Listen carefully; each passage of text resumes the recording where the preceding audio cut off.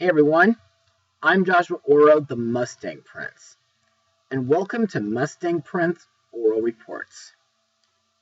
Now, with Joaquin Phoenix recently receiving a Golden Globe for his performance in last year's Joker, I think today would be a good time to talk about another Batman villain. And since it's still winter, we're going to talk about the absolute coldest one yet, Mr. Freeze. Created by writer Dave Wood and artist Sheldon Moldoff, he first appeared in Batman 121 in February 1959 as the ice-based criminal Mr. Zero. He was a cryogenetics expert in Gotham City who was caught in a laboratory mishap while attempting to cure his terminally ill wife, Nora. The accident drastically lowered his body temperature to SubZero levels, forcing him to wear a cryogenic suit in order to survive.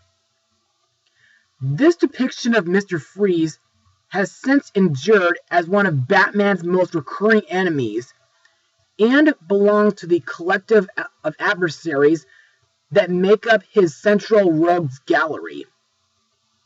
When I was young, I was first introduced to Mr. Freeze back during the 90s when he was played by ex-Governor Arnold Schwarzenegger in Batman and Robin. And despite the constant negativity it received back then, I do have to thank my childhood friend Justin Bernardhead for recommending me to watch it back then. However, for today's episode, we're going to look into a movie from Batman the Animated Series where Mr. Freeze is the main character. Released a video and DVD on March 17, 1998, the movie is Batman and Mr. Freeze SubZero. So let's get started. In this movie, Mr. Freeze is living in the Arctic with his cryogenetically frozen wife. When a submarine accidentally destroys her containment capsule, he has to find someone to donate a new heart for her. His search turns up one donor with the right blood type, Barbara Gordon, aka Batgirl. Her kidnapping sends Batman and Robin on a hurried chase to save her and stop Mr. Freeze's desperate scheme. So, what do I think of this movie? Well, while Batman and Robin is a guilty pleasure for me, due to it being the first Batman movie I ever watched, I have to admit, SubZero is a lot better. But let's move on to Mustang notes.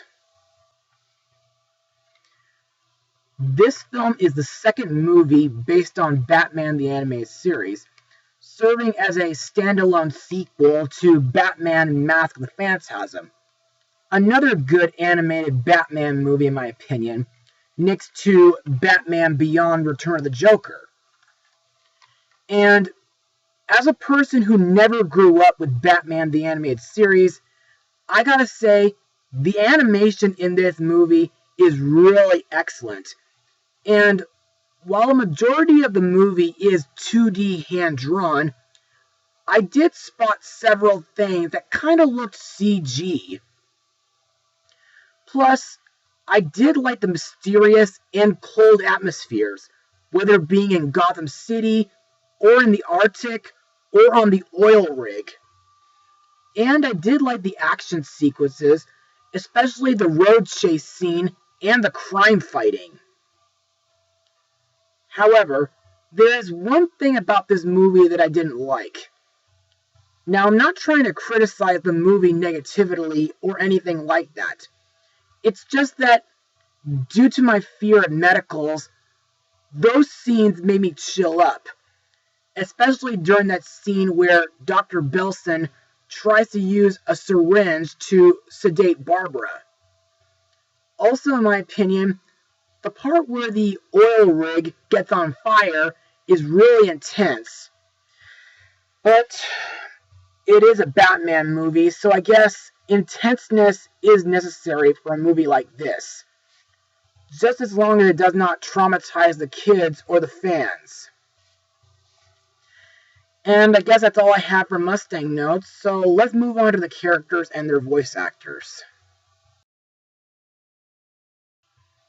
The main character and villain, Mr. Freeze, aka Dr. Victor Freeze, is voiced by the late Michael Anzara, who's best known as Commander Kong from the 3 Star Trek TV shows.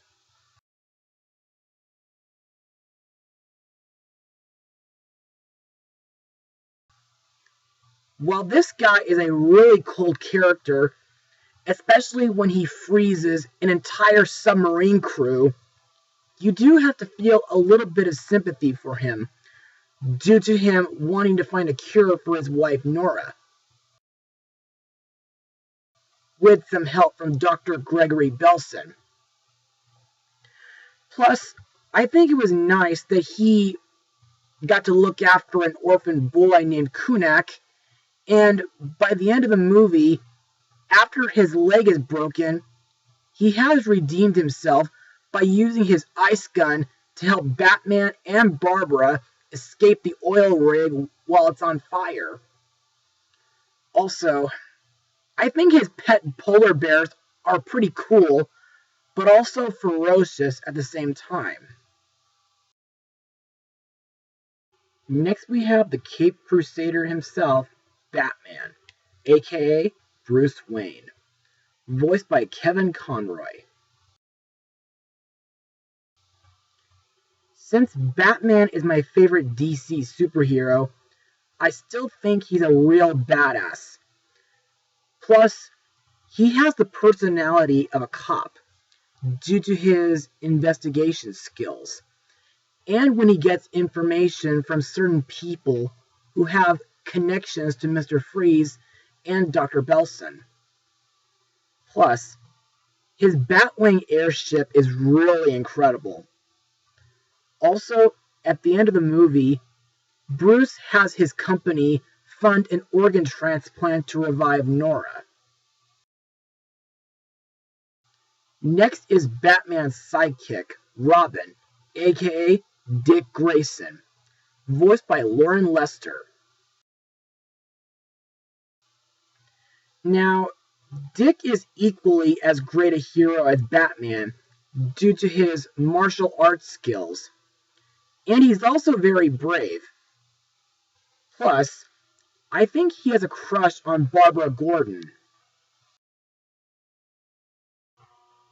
Speaking of which, finally we have Barbara Gordon, aka Batgirl, voiced by the late Mary Kay Bergman.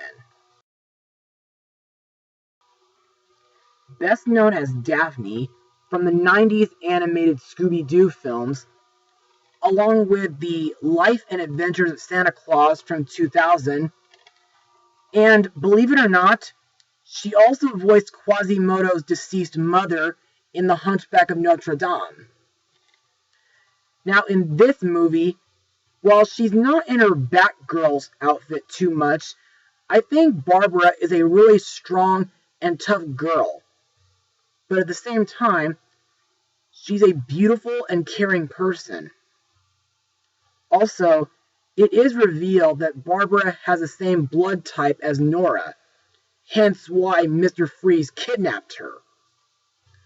Other voice actors in the movie include Raul Azizi, Robert Costanzo, Bob Hastings, and George Dzunda.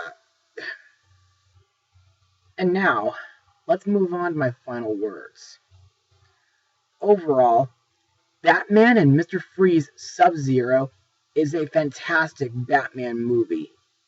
And it is interesting due to Mr. Freeze being the central character. It has mystery, suspense, action, and romance. And it does give you a warm-hearted feeling in the end. I give this movie a 98% out of 100. Well, that's all for now, citizens. Be sure to join me again next time. Mustang Power. Oh, and stay frosty.